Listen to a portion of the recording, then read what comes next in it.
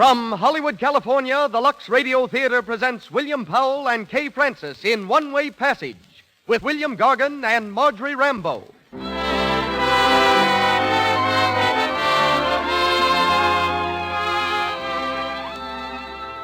Lux presents Hollywood. This is a drama of two lives, of Joan Ames and Dan Hardesty, who meet when it is too late, but whose love is greater than destiny. On our stage are William Powell, Kay Francis, William Gargan, and Marjorie Rambeau. Miss Norma Shearer, whom we had expected here tonight, is unable to appear due to illness. Between the acts, you'll hear Commander Carl A. Arleen of the steamship President Coolidge. Our music is under the direction of Louis Silvers. Nothing makes a woman happier than to know she is lovely and loved. That's why it's so important to a woman to keep her skin beautifully soft and attractive. 9 out of 10 screen stars use Lux toilet soap because it has active lather that does a thorough job of removing dust, dirt, stale cosmetics. Women everywhere who prize the natural soft beauty of a lovely complexion use Lux toilet soap too. Before they renew makeup, always before they go to bed.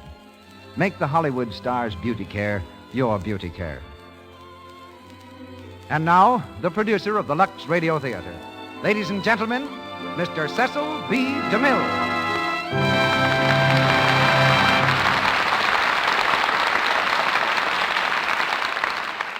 Greetings from Hollywood, ladies and gentlemen.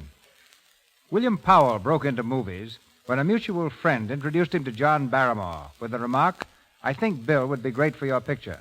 Mr. Barrymore answered, "I wouldn't be at all surprised." So Bill got a job in Sherlock Holmes, and now, as the screen's most civilized detective, is about to do a new Thin Man story for Metro-Goldwyn-Mayer. In his pre-picture days, Mr. Powell was an usher, a clerk in a telephone company, and advancing to the stage, once sang as well as acted. His singing career, however, lasted only one night. On the screen and off, Mr. Powell is a master of the soft answer, the well-turned phrase, and is Hollywood's prime dispenser of unruffled calm and worldliness. Tonight he resumes one of his most popular screen roles, Dan Hardesty in One-Way Passage. With Mr. Powell on the screen in One-Way Passage was Kay Francis, who repeats for us tonight her characterization of Joan Ames. Circumstances have kept her from our microphone all too long, but tonight, for the first time, she's here in answer to your numerous requests.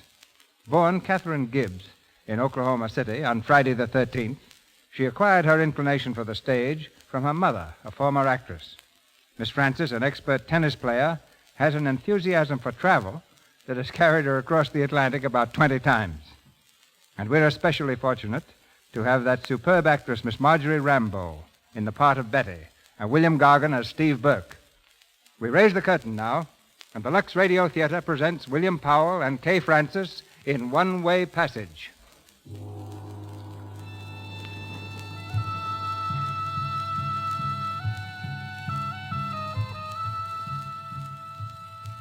Singapore, a gay and cosmopolitan city at the southern tip of the Malay Peninsula. In an expensive suite at the American Hotel, a young girl has just finished dressing for the evening. She stands a moment looking at her reflection in the mirror. Then, with a sudden movement, as though she just made up her mind about something, she flings a fur cape about her shoulders and turns quickly toward the door.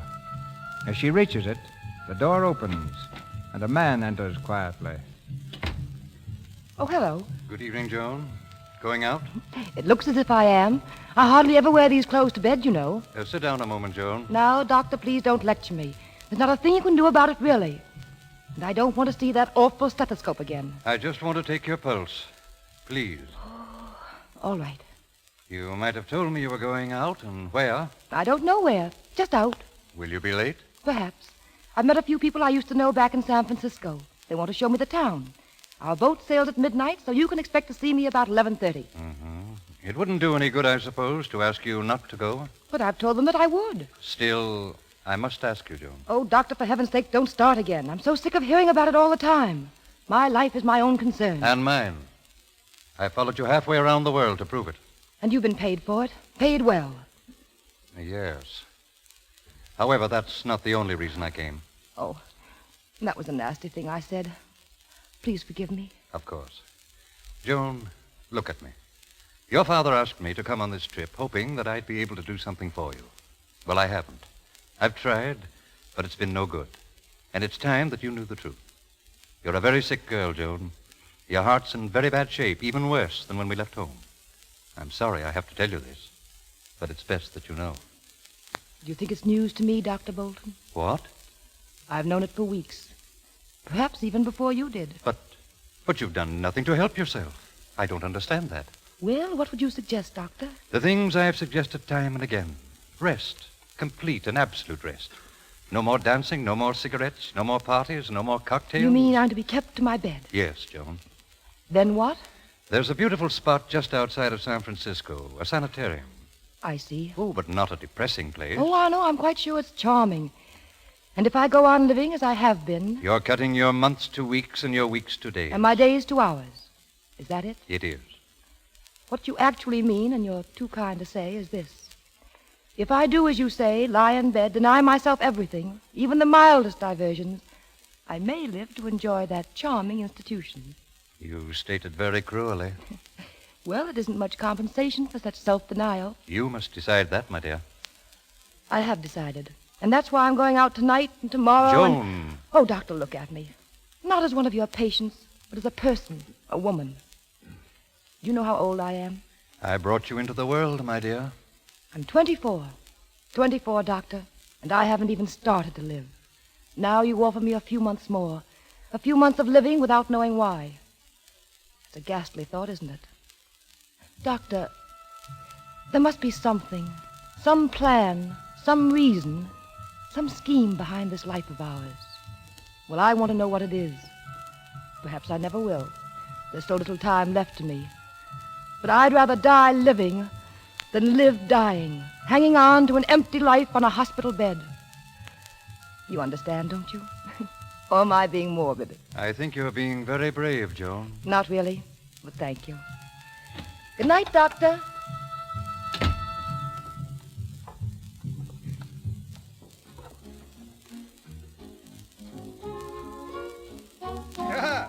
Good evening, Miss Joan. Hello, Mike. The usual, Miss Joan? The usual. Paradise cocktails, all ready and waiting. Did you lose your party, Miss Joan? Yes, they were making a bit too much noise. Well, you come to a good spot. I don't care how much racket they make in the main room, but the bar is sacred. Here you are. Thanks. I'll have it at this table.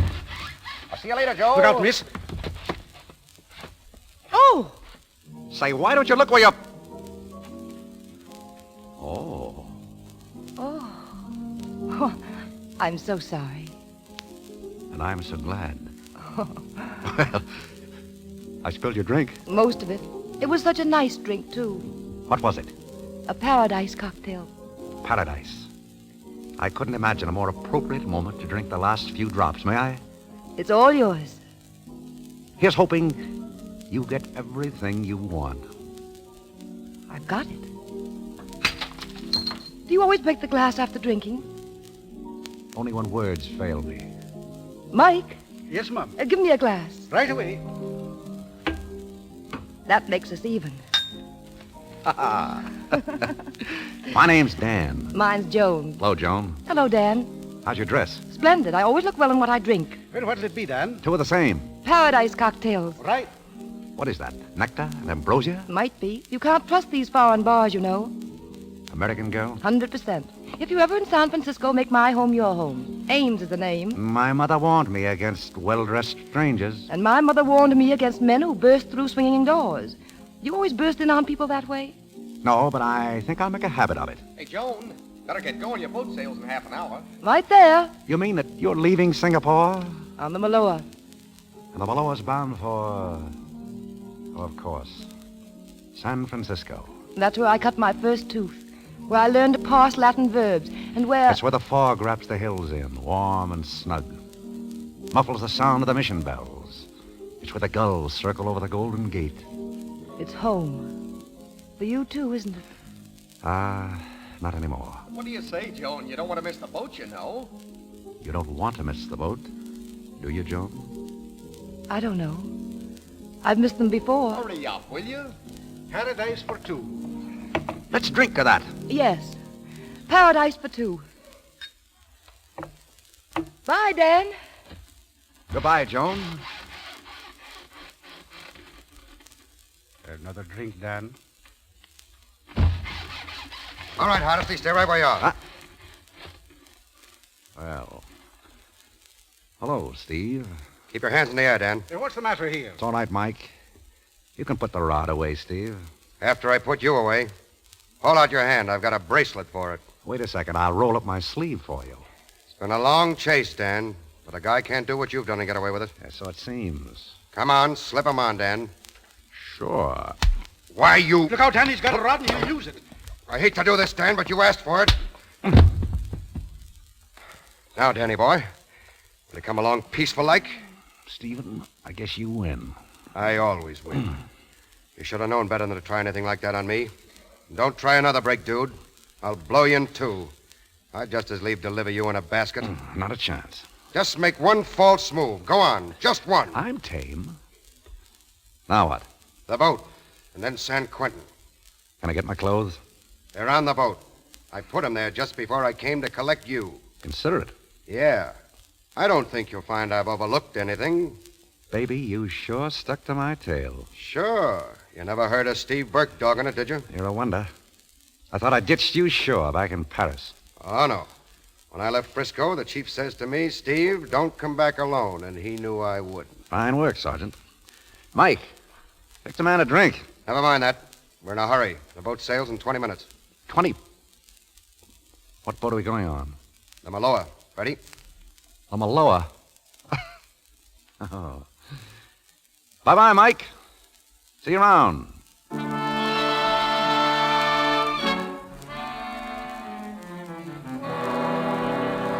ashore that's going ashore. All ashore that's going ashore. Hey, how long do we stay chained together, Steve? Or are these cuffs permanent? You'll get used to them. I ain't taking any chances with you. They broke 5 of my pals when you escaped. Well, that wasn't right. They did all they could. They were shooting at me for 3 blocks. Unlucky, that's all. They missed me. Lucky for you, I wasn't among them. Thanks. You know, the one thing I don't understand is how a nice guy like you can get yourself in such a jam. You ain't a mug. You're a right guy. And you could have been one of the best... Don't stand too near that rail, please. Huh? What's the matter, sailor? Oh, you haven't put the pins in yet, sir. You lean on that rail and you're liable to go clean over. Okay. What are you looking at, Dan? Huh? Oh, I was just looking down. Be a long drop, wouldn't it? Yeah.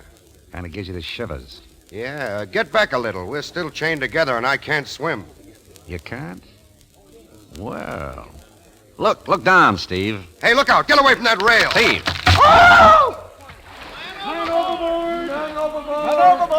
There they are. Down there. Get a life preserver. Help! Help! Come back. I can't swim. Oh, you can't, can you? On the level. All right. Keep your chin up, Steve. Grab him. I haven't, sir. Here, give me a hand here. You all right? Me?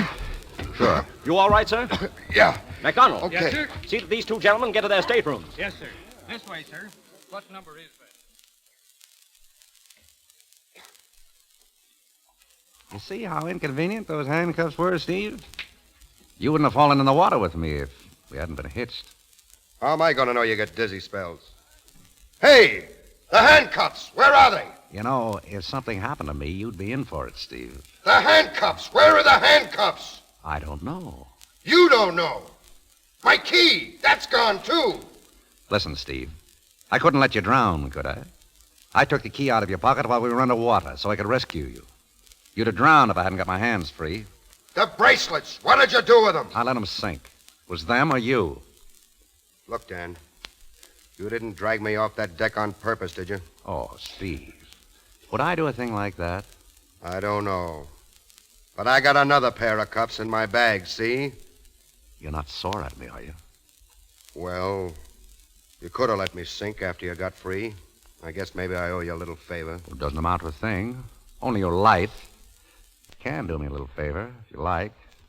If it's in reason. You know, Steve, handcuffs don't look so good on a well-dressed man. Sort of hate for anybody on the ship to know. Understand? Besides, once this ship is at sea, there's not a chance in the world for me to get away. Sort of tough on both of us to be ironed. What do you say? Well, all right then. But if you make one false step, just one, I'll knock you off cold.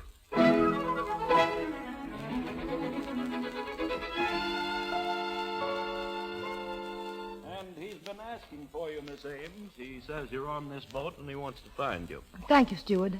His name was Dan Hardesty. Yes, miss.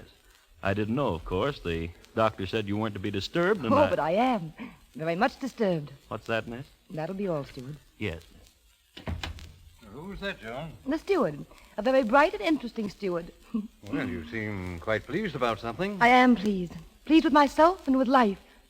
Doctor, the picture you painted back in Singapore was drab and ugly.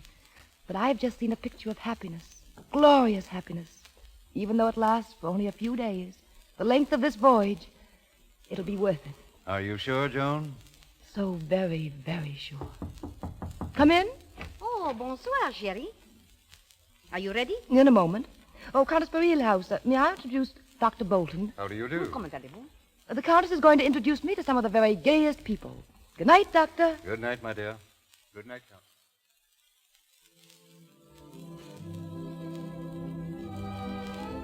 And it's called a paradise cocktail, bartender. Yes, miss.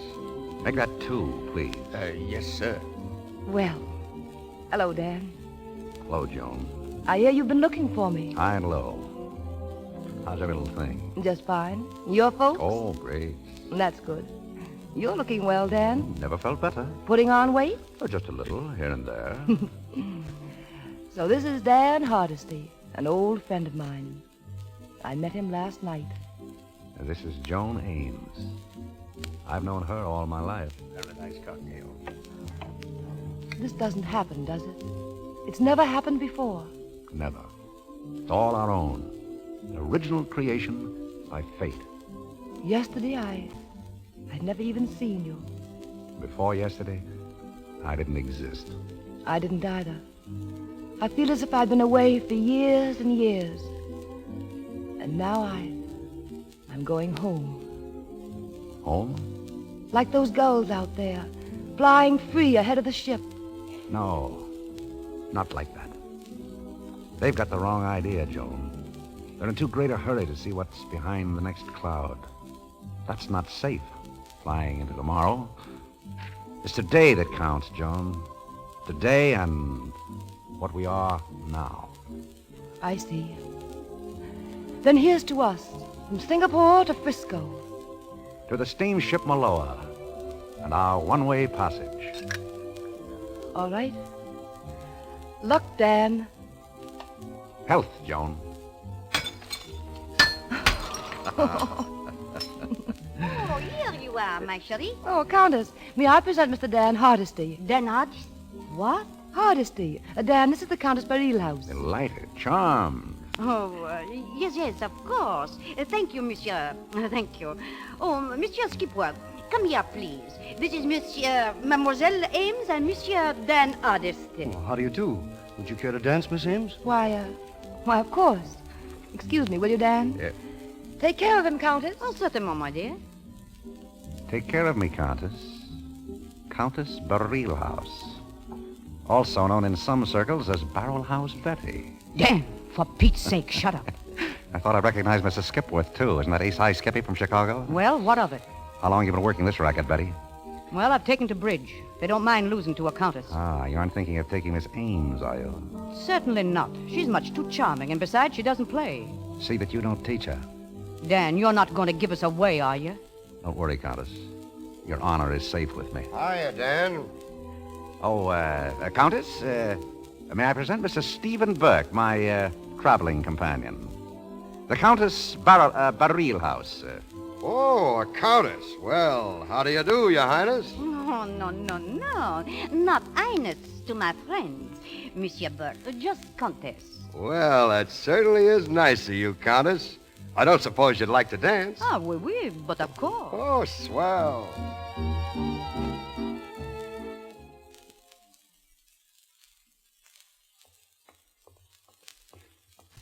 Let's get away from here, Skippy. Did you see that mug I was dancing with? Sure, I know him. He's the toughest copper out of Frisco. Name's Burke. Do you think it's a pinch? Nothing else. I've been looking for Hardesty for a long time. A tough rap? Yeah, the toughest. Murder. Murder? Yeah, if you call it that for a crook on the dirtiest squealing heel that ever lived. That guy had it coming. And he was out to get Dan. It was self-defense, too, but Dan couldn't prove it. Any chance of beating the rap? No, not 1 in a million. It's all over. He's already been sentenced. Well, then how? Well, he broke while they were taking him to San Quentin. So it's the rope, huh? Yeah, the rope. Great guy, too. He came to the front for me once in Chicago. I wish I could pay him off some way. Look, there he is, over by the rail, with her again. Look at him. He's got everything. Strength and courage, youth, everything that makes life fit to live. And he's just a ghost.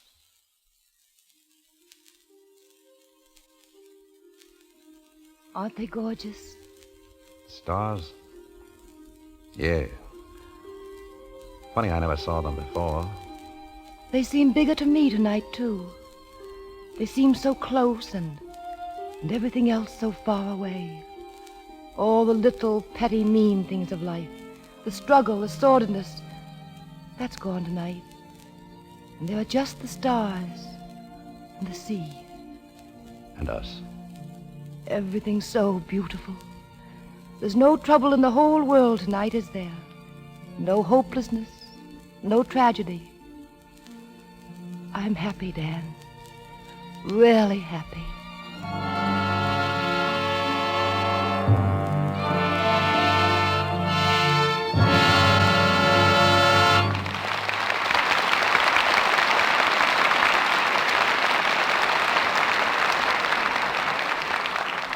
Before our stars return in Act Two, I'd like you to listen in with me at the house of a charming young bride here in Hollywood. She's been giving her first party. Betty, dear, it was a lovely party. But it's good to be alone again. Oh, darling, it was fun, wasn't it? Oh, you poor kid. I bet you're tired. Why wouldn't you be? The boys has danced you off your feet. And I know why, too. Because you're so sweet. What a clever little woman Betty is. Of course, a man wants to dance with and wants to be near a woman who is dainty and sweet. It's so easy, too, to protect this most appealing of all charms the way lovely screen stars do. Such famous beauties as Joan Blondell, Loretta Young, and Dorothy Lamour use Lux toilet soap, their complexion soap, as a bath soap, too. Its active lather carries away dust, dirt, and perspiration. Leaves skin fresh, smooth, really sweet. Try Lux toilet soap for your daily beauty bath. You'll love the delicate, clinging fragrance it leaves on the skin. Mr. DeMille. Act Two of One Way Passage, starring William Powell and Kay Francis, with William Gargan and Marjorie Rambeau.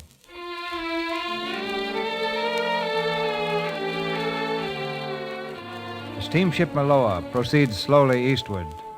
A one-way passage for Dan Hardesty, condemned to death at San Quentin. A one-way passage for Joan Ames, every beat of her heart bringing her closer to the end. Dan and Joan know nothing of each other's destiny, content with their stolen holiday on the brink of eternity. It's early evening. Storm clouds are gathering on the horizon as Steve Burke and Dan pace the deck slowly. I do 40 turns around the deck a day. Keeps you in shape. What's the percentage of keeping me in shape? Well, exercise is better for you than staying up all night, mooning around on deck like last night. No, you're wrong, Steve. There's nothing better for me than last night. I don't know how to figure you out. You're making it a lot tougher for yourself. I suppose you know that.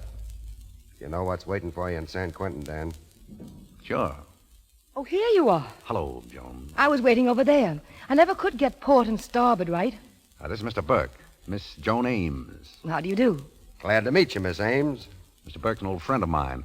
We're traveling together. How nice. Yeah, we're together all the time. Practically inseparable. Well, will you loan me Dan for the evening? I'll send him back to you in good condition. Huh? Well, I don't know, Miss Ames. You see, Dan and I, he means he gets very lonely. Isn't that it, Steve? Yeah, that's it. Oh, Monsieur Burke. Oh, hello, Countess. Oh, I thought I would find you here. Didn't you promise to take me to dinner? Yeah, sure, but... Well, Monsieur Burke. Well, okay. Delighted. Don't get lost, Dan. Don't worry. Come along, Monsieur Burke. Goodbye, Jean. Bonsoir, Monsieur Hardesty. Goodbye, Countess. The Countess has taken quite a fancy to Mr. Burke. They make an interesting couple. I guess so.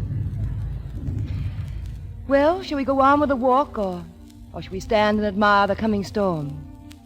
May not be so bad. Look, it's clear out that way. Just one little patch. There where the sun's setting. Going down, down. The day knows how to go out, doesn't it? In a blaze of glory. Stop me if I'm going poetic on you, but life is wonderful, Dan. And its best moment is when we find it out. Now the sun's gone, and there'll be no stars tonight. Does it matter? They were only stars. They're not real, like you. Poor Dan. I wonder if I'm as real as you think I am. Tonight you are. Tomorrow you may be only a dream. But you'd make a lovely dream, Joan. Thank you. It's been fun, hasn't it, these last few days? Most I've ever had in my life. Mine, too. And it'll be wonderful tomorrow in Honolulu. Yes. Yes, won't it? Well, you don't sound very enthusiastic. Well, I just thought of something that might keep me on board. Oh, no. Don't worry, I'll get out of it. Just think. A whole afternoon and evening together. That's the longest we've ever had, Dan. Sure, but... Well, we've got a couple of hours tonight. Why worry about tomorrow? Why bother about anything? Oh! Ooh, that was close. Want to go in? No. Let's stand here and watch it. It's magnificent, isn't it? Splendid and savage. Frightened? Why should I be? I don't know. Everybody has pet fears. I got over mine. What was it? It might sound sort of silly. No, tell me. I used to be afraid of dying. What, you? So much of life ahead of you? Oh, but I'm not anymore. I found that it's nothing to be afraid of.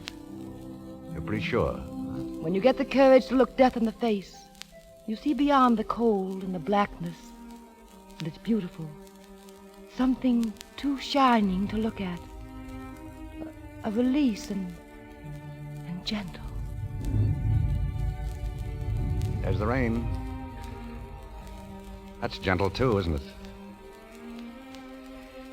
Maybe you were right about death being beautiful. I hope you are. I know I am.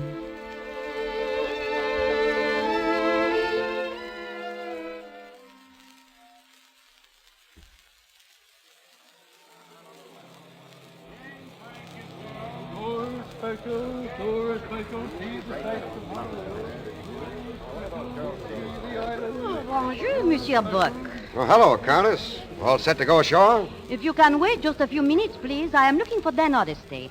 Jean's waiting on the dock for him. Oh, yeah? Have you seen him? Yeah, I've seen him. Well, will you please to ask him to hurry, please? Jean's getting anxious. Countess, I wish there was something I could do. I wish for the first time in my life that I wasn't a cop. Oh, you? A policeman? Sergeant Burke, I'm dragging Dan Hardesty back to San Quentin. But San Quentin, isn't that a prison? Yeah, but Dan won't be in it long. He'll be swinging for murder. Murder? Monsieur Burke. Yeah, that's what makes it so tough. You'll never beat this rap. And your friends fell for him. Oh, Monsieur Burke, Steve, at least you let them have this one day to remember. You let them have to their shore in Honolulu. Dan Hardesty ain't going ashore. Ah, but Steve. Oh, now, listen, baby. Countess, Honolulu's the last stop before Frisco. If Dan broke, well, they'd kind of break me, you know. I can't take any chances. But how will you keep him aboard? I already got him locked up in the brig. Oh, the brig? Oh, yes. You mean the ship jail? Yeah. And the key to the brig is right here in my pocket. Oh, well, there's nothing to be done, is there? Nope. You ready, Countess? Oh, certainly. Oh. Hey. My ankle. Hey, take it easy. What happened? Oh, I twisted my ankle. Oh, old Miss Steve. Oh, it's a pleasure, Countess. Oh, Steve, you are very strong. Do you know that? Well, I ain't exactly no Apollo. How's the ankle, honey? Oh, it will be all right. Just let me go back to my room for a moment. I will meet you on the dock. Okay.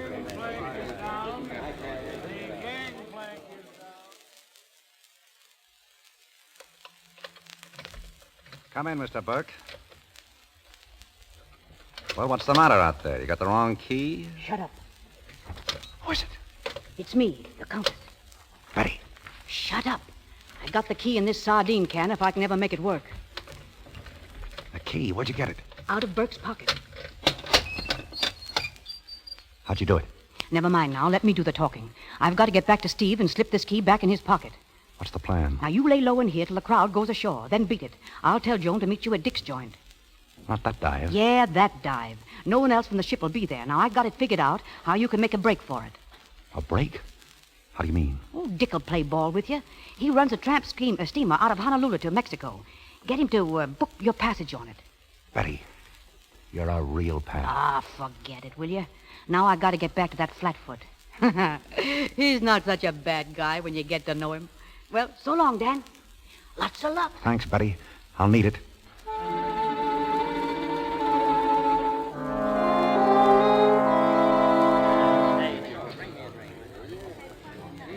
The tramp leaves a few minutes before the Maloa sails. Is that right, Dick? Yeah, that's right. The crew's aboard. They can be trusted? They're all my men. Good. There's your money. I'll tell the captain. What's his name? Mallory. He'll be expecting you. I guess you know what this means to me, Dick. Ah, skip it. Any pal of Betty's a pal of mine. Beg pardon. Missy Ames would like to see this gentleman. Oh, that must be the scout you're expecting. Oh, Joan! Joan! Over here! Good luck, lad. Thanks. Hello, Dan. Betty told me to meet you here. Joan, I had no business asking you to come to this dive. Am I forgiven? Of course. If you'll go with me to a certain cove I know, across the Polly and down the hill. It's quiet there. The sand is whiter and the sea is bluer. I'd like to see it again with you. Any place you say. Here. See what I ordered for you. Paradise cocktail. Well, here's hoping you have everything you want, Dan. I've got it.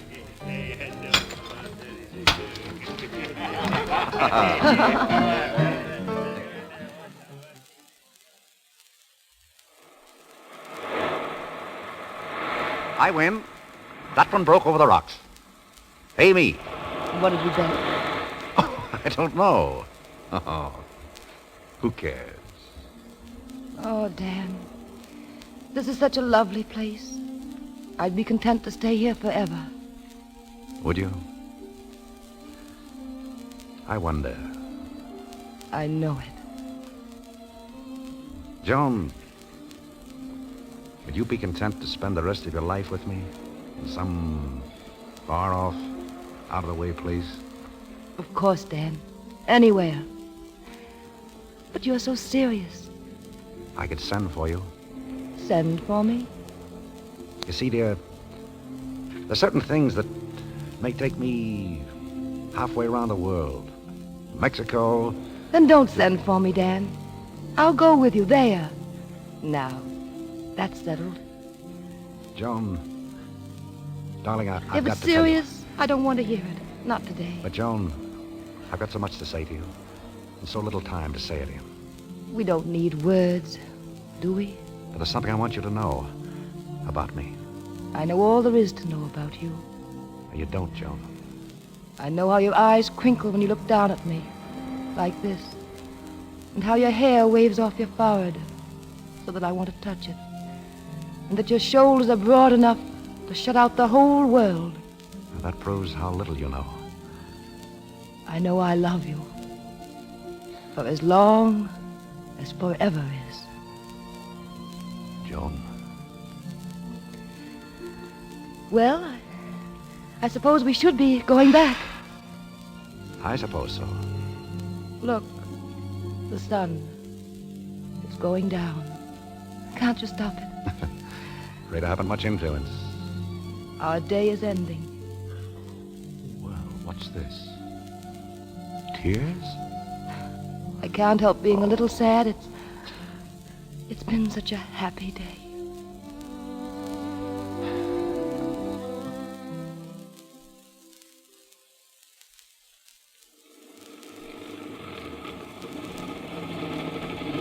Dan, this isn't our dock. The Malo is down further. Aren't you lost? No. No, I'm not lost, Joan.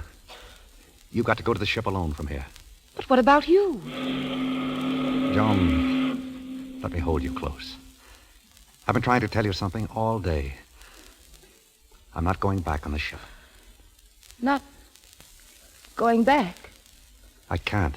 You mean you're leaving me? Now? For good? Oh, Joan, darling, please let me tell you. Oh, let me... Dad! Joan. Joan, what's the matter? Joan. Dan Hardesty, I'm Captain Mallory. Captain, have you got a doctor on board? No, I haven't. What's the matter? Oh, girl fainted? Yes, I got to get a doctor. Not around here, mister. Nearest one I know would be on the Maloa. Maloa? All right. Thanks. Hey, wait a minute. You can't go back there. It's suicide. Why, you'll get natural. Hey, wait. Come back. Hey!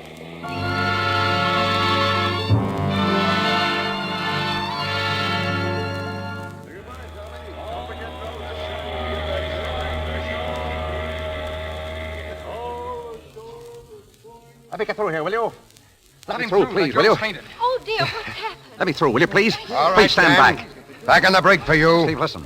Tell Joan's doctor. How did you get out? Oh, never mind. I'll get a doctor. She's sick, you hear? Help me to get her to her room.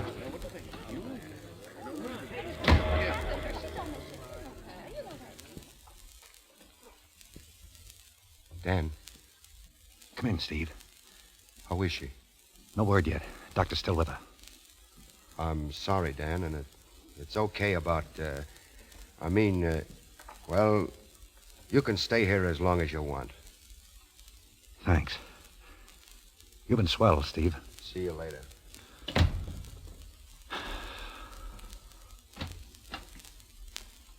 Well, Doctor?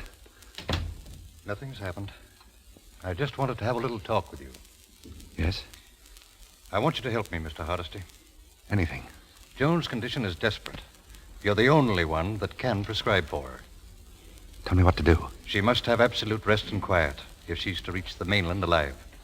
She survived this attack, but it isn't humanly possible that she could survive another. The slightest excitement might kill her. A shock surely would. May I depend on you? Yes, of course. Thank you. Oh, wait. Doctor, I've got to tell you this. There is a shock coming. And through me. I'm under arrest, Doctor. When this ship pulls in, I'll be met by the police. Taken to San Quentin. What's that? Yes. I'm to be hanged. Murder. We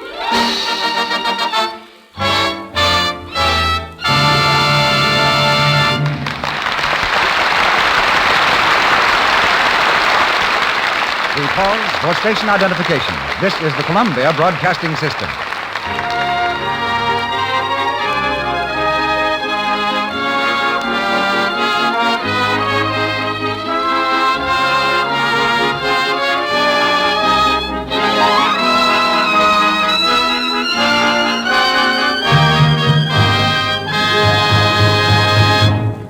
We've just concluded the second act of One Way Passage. Kay Francis and William Powell will be heard in Act 3 very shortly. And now Mr. DeMille is getting ready to interview his special guest of the evening. But first, let me say just a word to every girl and woman listening in. Some time ago, someone asked several of the Hollywood screen stars this question. What do you think it is that a woman wants most out of life? What is most important to her? Maybe you think the answer was a successful career, or fame, or wealth. No. Claudette Colbert said, what does a woman want most? Love, of course. And Loretta Young said love. And Andrea Leeds said love. Then these famous beauties all agreed that soft, smooth skin is important in winning love and in holding it. They said this: all women want love, don't they? Then why do they risk spoiling romance? Cosmetic skin is so unattractive. Screen stars use cosmetics, of course, but they use Lux toilet soap because it has active lather that removes dust and dirt, stale cosmetics thoroughly. Guards against the pore choking that causes cosmetic skin, dullness, little blemishes, enlarged pores. Are you giving your complexion the gentle, thorough care it needs? Are you using Lux toilet soap regularly? And now Mr. DeMille will interview our guest of the evening. We left the Joan and Dan of our play somewhere in the Pacific on a luxurious liner bound for San Francisco. Tonight's guest in a few days will be retracing their identical course when he sails on a 7-week cruise for Hawaii and the Orient. He is Carl A. Arlene, who during his 52 years at sea has risen from cabin boy on the sailing vessel to commander of the largest American ship on the Pacific, the steamship President Coolidge of the American President Line. Commander Arlene has covered millions of miles at sea and was captain of the first American relief ship to reach Belgium during the World War. As commander of the President Coolidge, he's responsible for the safety and comfort of 1,000 passengers, people of every type and every station. Yes, and of all the drama of life can and does happen on shipboard: happiness, sorrow, adventure. And romance? Just coming to that, my happiest memories are those of hundreds of men and women who happened to meet each other aboard of my ships, who found the right person, the person they never seemed to be able to find on land. Mm-hmm. In partnership with Cupid, are you? I should say not. The captain has got too much to do without butting into people's lives. It's the sea, water, sun, moon, stars, and that salt wind. Somehow they get you, Mr. DeMille. Are shipboard romances the real thing, Commander, or just seagoing hallucinations? Both. It's been my luck to meet any number of passengers a second time, people who met, married, and are coming back as husband and wife. Then there's another sort of romance. I remember a girl who met a young fellow aboard, the wrong kind. She thought she was in love with him and sent a wireless to her family. They were going to be married when the ship reached the man's destination, Singapore. The family sent several messages pleading with me to try and stop it. It's none of my business, but the captain has to be a lot of things besides the man who runs the ship. When the boat reached Singapore, the man went ashore and returned in a few hours to get the girl. But in the meantime, we had succeeded in exposing him, and the girl, I'm happy to say, joined us in really telling him off. What's been your experience with criminals, men like Dan, who take your boat for any purpose but pleasure? We were all as well behaved as Dan. Just a couple of months ago, the Filipino authorities turned a criminal over to me who had broken parole and fled the country. Whenever it's necessary, the captain of a ship assumes the authority of the United States Deputy Marshal in complete charge of the prisoner. This fellow gave me a fit. He escaped when we tied up at Hong Kong, tried it again in Japan, and he claimed he was an alien hoping to be deported. But at last he called it quits and is now doing time. Then, too, we have to keep our eyes open for narcotic smugglers. That must keep you pretty busy. And you have your crew to handle also. Yes, but fortunately, American sailors are men we can well be proud of. Their only bugaboo are the seagoing superstition that haunt old sailors. They still hate like the dickens to leave port on Friday. The black cat is poisoned. And one thing worse, the cross-eyed sailor. And, of course, they hate to find the old man on the wrong side of the deck. The old man is the captain, and the wrong side of the deck is wherever he happens to be when he's not expected there.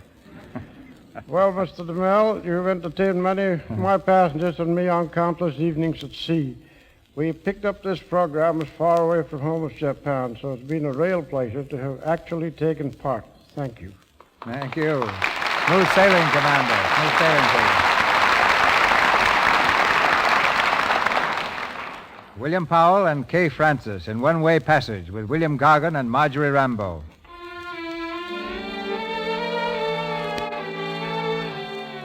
A few days have passed. The steamship Maloa glides evenly through the blue Pacific, only one day from San Francisco. On the upper deck, Dan and Joan are seated side by side. They aren't talking very much. But Joan is smiling, a calm, quiet smile born of a deep understanding. Thinking about something? Thinking about you. How lovely you are. That's worth a penny.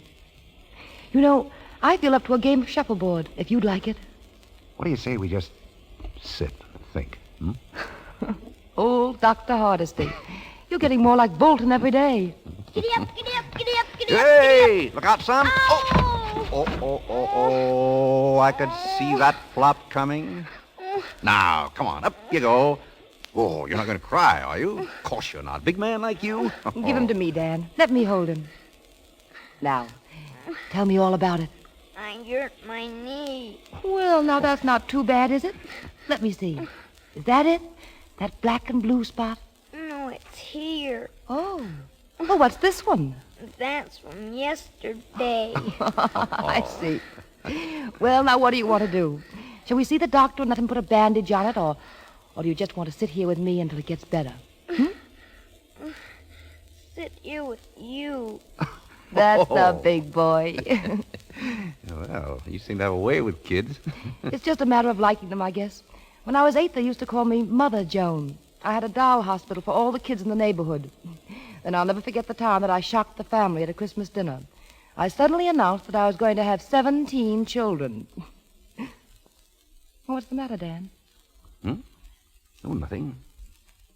I was just trying to picture you as a kid.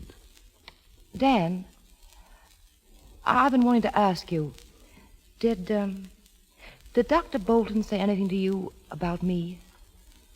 What do you mean? About my fainting the other day. You see, he won't tell me anything, and I thought he might have mentioned something that I ought to know. Well, he didn't say anything to me. Oh, I am glad.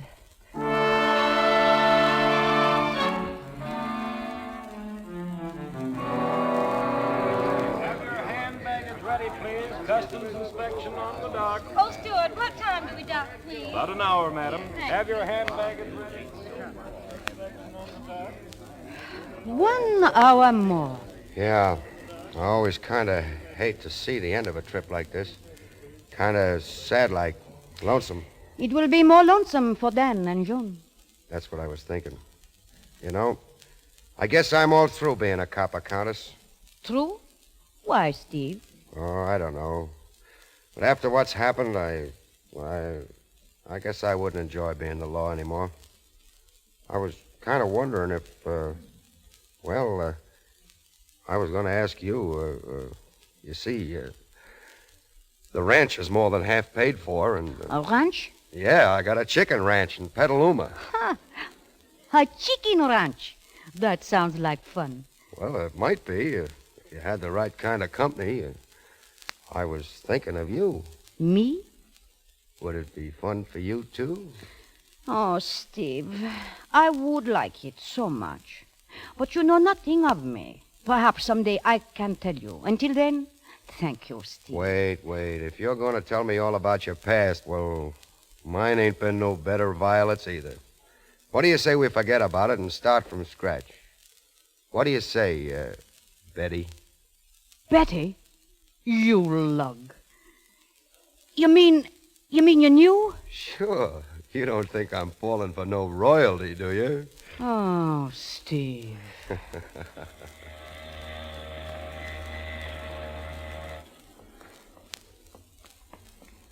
Look, Dan.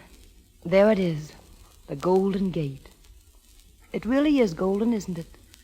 It really is. I remember an old song. Keep those golden gates wide open.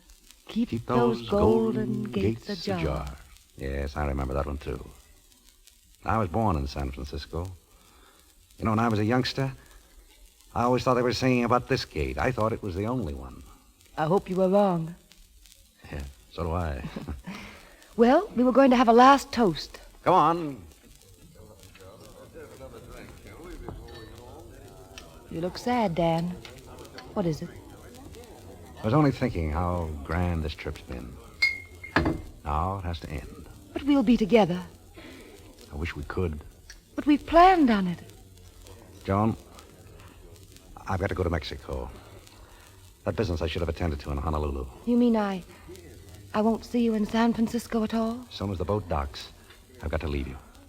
But you're only going to Mexico, that's all? Yes. Then we'll meet there. I'll meet you in Agua Caliente. All right. Agua Caliente. New Year's Eve? New Year's Eve.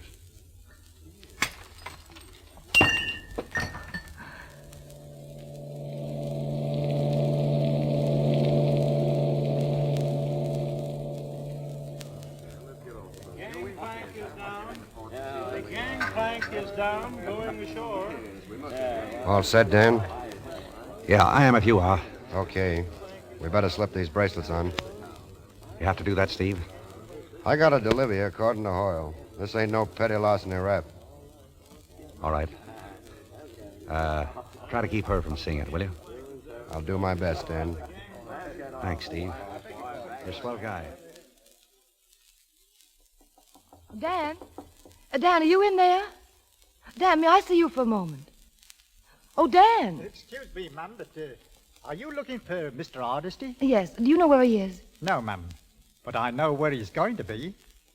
Right up on deck in front of me very eyes, his friend, his pal, you might say. Takes out a pair of handcuffs. Snap, snap, and he's a prisoner. What are you saying? Not Mr. Hardesty? The very same, ma'am, and a finer gentleman you wouldn't wish to see. A name a red-handed murderer. He's on his way now, ma'am. San Quentin, they say. And the hangman's noose. No! Oh, dear God, no. Oh, I'm sorry, ma'am. Can I get you something? No. Just tell me quickly. Which way did he go? Toward the gangplank, ma'am. But you'll never find him in that crowd. You'll never find him, ma'am. Percy, have you seen Mr. Hardesty? I'm sorry, Miss Ames. I haven't seen him since this morning. Oh, Dr. Bolton. Oh, Joan, what's happened? Dan, where is he? I've got to see him. Joan, you mustn't excite yourself. Oh, there he is. There he is down there. Dan, wait. Wait for me, Dan. Joan. Dan. Joan, darling. Oh, they said you'd gone.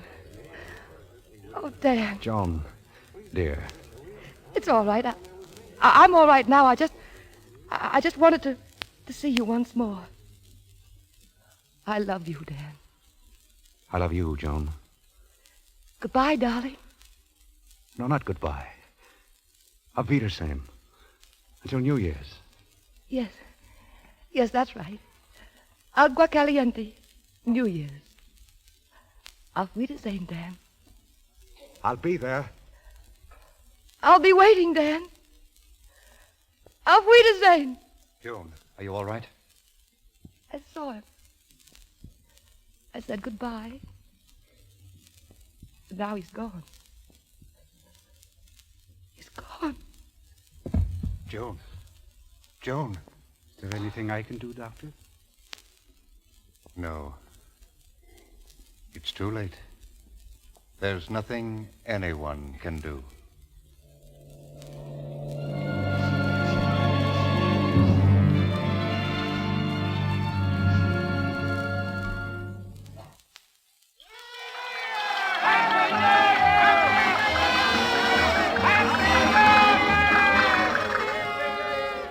Happy New Year, Steve. Happy New Year, Betty. Funny to be spending it down here in Agua Caliente. If things had been different, maybe Dan and Joan would have been here with us. They wanted to so much. 2 cocktails. For the senorita, for the senor. Thanks. Here's to Dan. Here's to Joan. Senor, please, to watch the glasses. I didn't break any glasses. Why, neither did I. Pardon, senorita. It was over here. You see, those 2 glasses, they were standing on the bar. Now they are broke. Very odd. I cannot... Oh, Steve. Oh, I feel so strange. They always used to break their glasses like that. Joan and Dan. How much they loved each other. Yeah. They taught us what love means. They still love, Steve. I know it. Away off somewhere where people who love each other always meet again. Oh, Steve, they knew what love is. Those 2.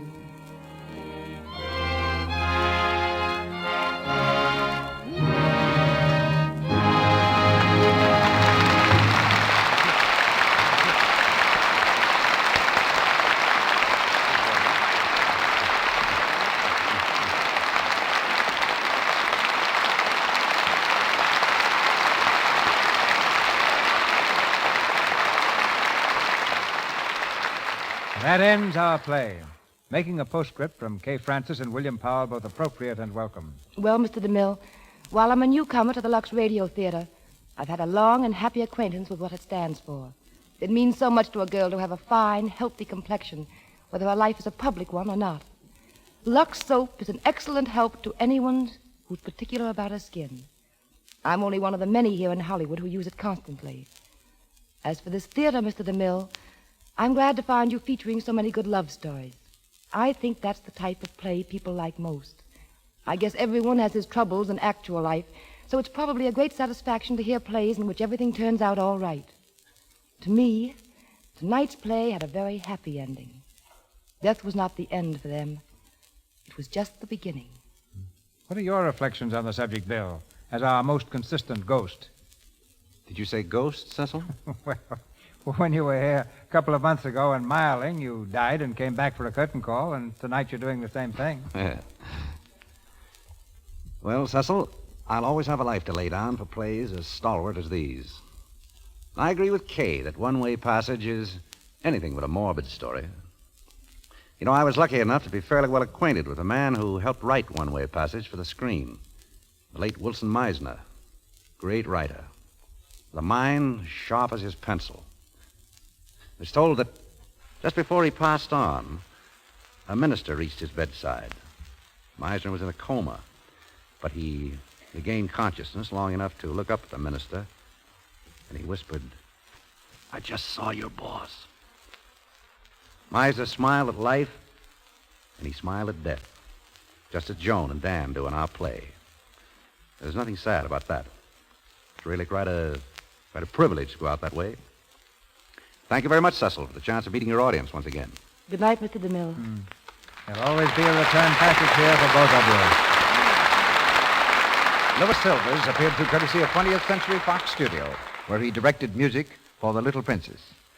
Be sure to listen to the new Lux daytime radio program, The Life and Love of Dr. Susan, the story of a courageous woman in search of her destiny. You can hear it over most of these stations in the United States every afternoon, Monday through Friday, at 2:15 Eastern Time, 1:15 Central Time, 3:15 Mountain Time, and 2:15 Pacific Time. This new daytime program, The Life and Love of Dr. Susan, comes to you in addition to the Lux Radio Theatre. Mr. DeMille. Edna Ferber's exalted position among contemporary writers is due largely to her amazing understanding of everyday people, especially women. Of her many novels, none rings truer, has greater charm, or more beautiful simplicity than So Big, a dramatic story of a woman and her son. Many of you recall it as one of Barbara Stanwyck's finest pictures, and I'm delighted to say that this great actress will again star in So Big a week from tonight for the Lux Radio Theatre.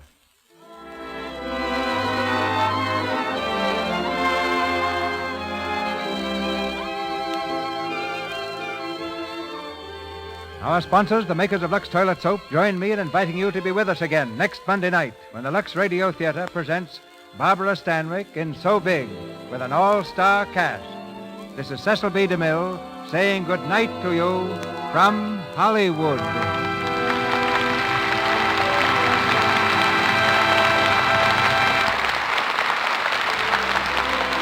Your announcer has been Melville Ruiz. This is the Columbia Broadcasting System.